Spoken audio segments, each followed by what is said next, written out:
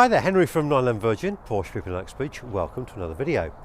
This is a video that I've been wanting to make for quite some time, but I've been waiting for the right moment. It's been the middle of winter, freezing cold and horrible, and I wanted the weather to become a bit better. However, we sold this on Saturday, so I thought I'd best make a video quickly, otherwise it'll be gone. This is a Porsche 996 GT2. And instantly, those in the know will be thinking, aha, the Widowmaker. So you can understand why I wanted some nice weather. This is not a car I wanted to go bezzing around in with horrible icy roads and wet, horrible, slimy tarmac. But it's a lovely day, so I thought I'll pop it down the road and it'll give me a chance to get it out and give it a quick run before it goes off to its new owner. So 996 GT2 is I think, quite a seminal car in Porsche's lineup. The GT2 started with the model prior to this in the 993, and they made a 993 GT2 as what's called a homologation car. Porsche wanted to go racing with sort of road cars, but very powerful, highly modified road cars. They had to make a given number of actual cars to sell to customers to be able to go racing, and so they produced in very small quantities the 993 GT2. By the time the 996 came out, Porsche's racing had moved slightly. They'd changed the focus from GT2s to GT3 racing, which is if you will, a slightly lower tier with more normal cars. Still quite powerful cars. And you'll recall we made a video on the 993 Cup car previously. We did a walk around video of that.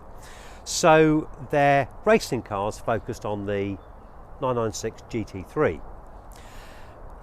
They still, however, made a GT2, and they based the GT2 off the turbo of the time.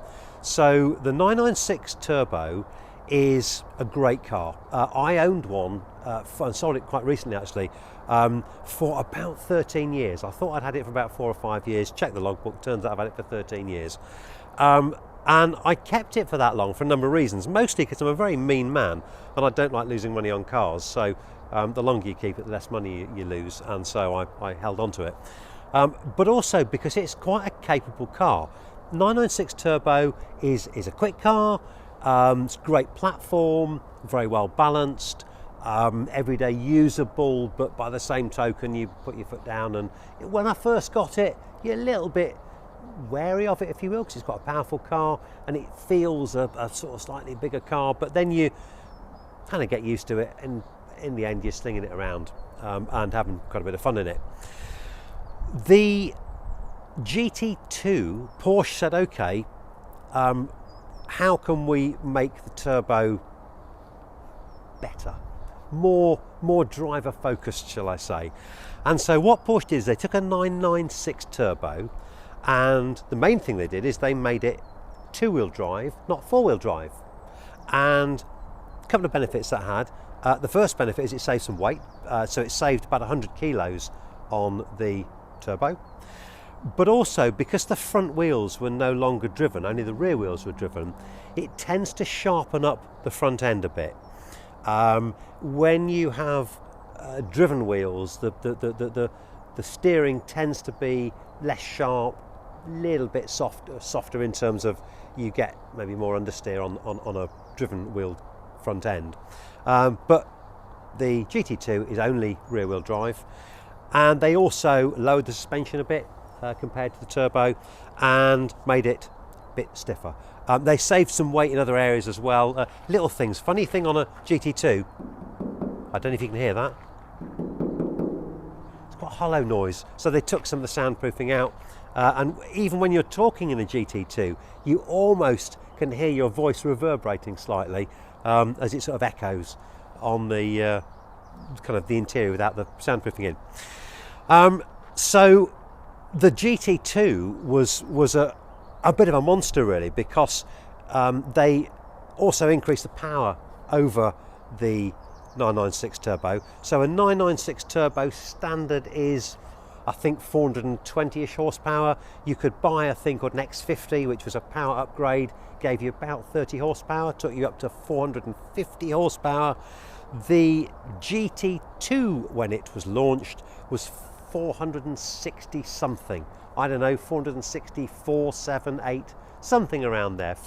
Bit under 470 horsepower. And I think they tweaked it up a little bit towards the end of production to 475, 478, something like. I don't really know numbers. I just get in and drive. And anyway, so a lot of power, bigger turbos, and rear-wheel drive.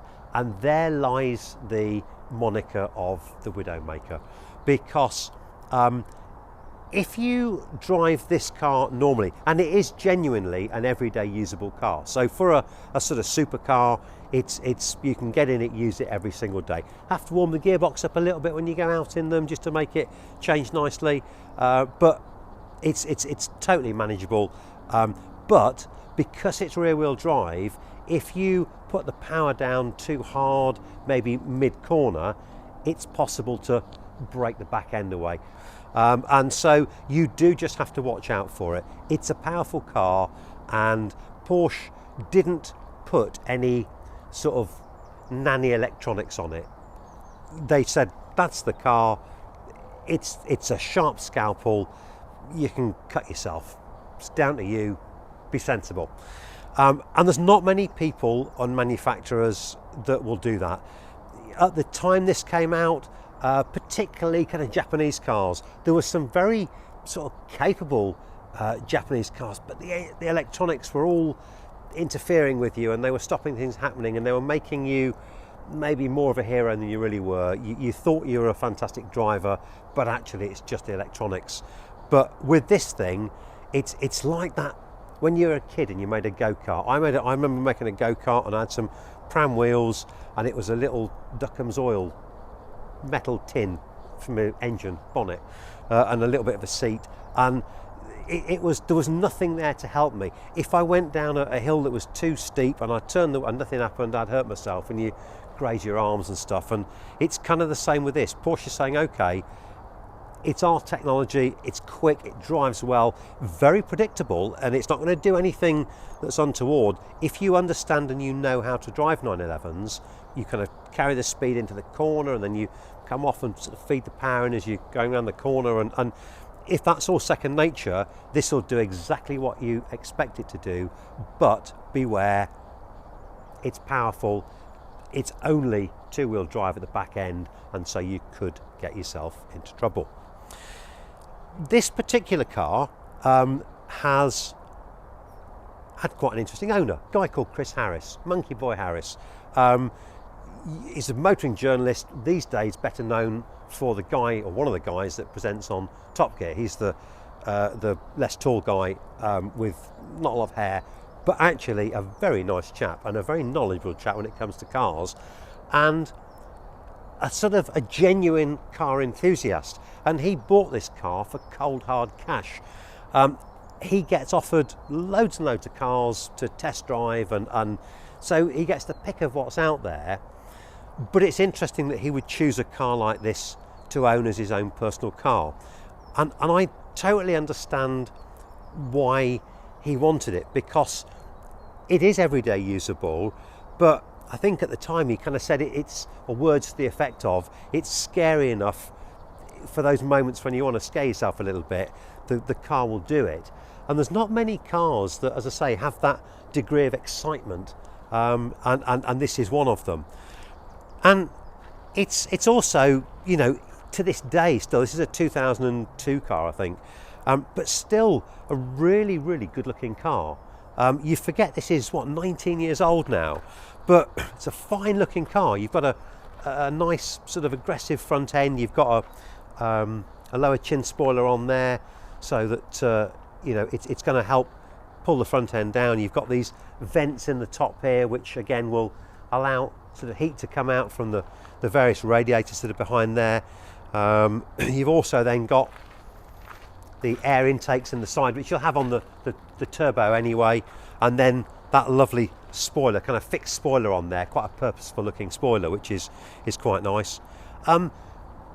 you had, when this came out, it would have had carbon ceramic brakes. This has actually had a steel conversion done on it, which is fairly common now, because over time the carbon ceramic brakes will need changing, and they're something in the order of £3,000 a corner to change, maybe even a bit more. So people do a steel conversion on them, but like really powerful brakes, and inside, you know, not dissimilar to a standard 996 turbo of the era. This has got some nice sports seats and so on in there, and then the front end. So when the turbo first came out, you had the headlights went down to the facelift headlights, where they sort of dip down into the front bumper a little bit, so it retains those because it's based on the turbo. But yeah, really great car, lovely to drive. As I say, it's a firm car to drive on the road, and particularly around these roads in Buckinghamshire, you'll find it picks up tram lines and that sort of thing. So you do have to sort of keep your wits about you. We did the video on the 991 turbo recently, which again, eminently powerful car. Probably not dissimilar performances figures to this. I think this car 0 to 60 about 4.1 seconds was factory, and about 200 miles an hour top speed, which is pretty quick. But this feels so much more analog compared to the 991 turbo, which you sense then the technology is helping you more. The technology is quite invisible in this car. You feel it's you, the engine, the wheels, the tarmac, with not a lot of technology getting in the way, which is kind of quite appealing. So as a package, just really interesting car. And yeah, so just wanted to make a video on it before it went. As I say, we sold it. I've had it in stock sort of over the winter, waiting for the summer. Summer's arrived, and of course it's now found a home. But yeah, not that many of them about. I think 120 something right-hand drive ones there or thereabouts. So quite a rare car, and you know, one of those cars that in time could well, you know, shoot up in value into kind of collector's realm. I mean, the previous GT2 to this, the 993 GT2, is kind of stratospheric in terms of pricing.